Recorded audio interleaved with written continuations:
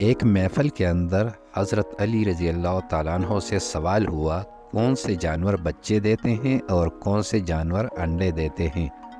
حضرت علی نے جواب دیا کہ جن کے کان اندر ہیں وہ انڈے دیتے ہیں اور جن کے کان باہر ہیں وہ بچے دیتے ہیں۔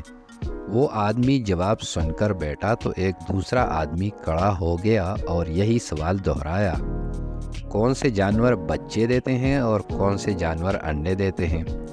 اب سائل بدلا تو حضرت علی نے بھی اپنا جواب بدلا، کیونکہ حضرت علی کبھی بھی پرانا جواب سائل کو نہیں دیتے تھے۔ حضرت علی نے جواب دیا، سن، جو اپنے بچوں کو دودھ پلاتے ہیں وہ بچے دیتے ہیں اور جو اپنے بچوں کو غذا یعنی دانہ کھلاتے ہیں وہ انڈے دیتے ہیں۔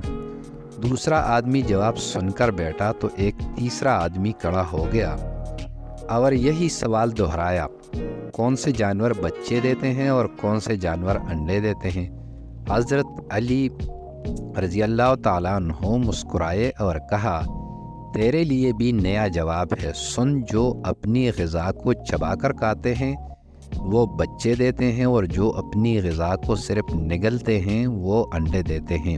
مجمع پر حیرانی چھائی اور ہر کوئی خاموش ہو گیا۔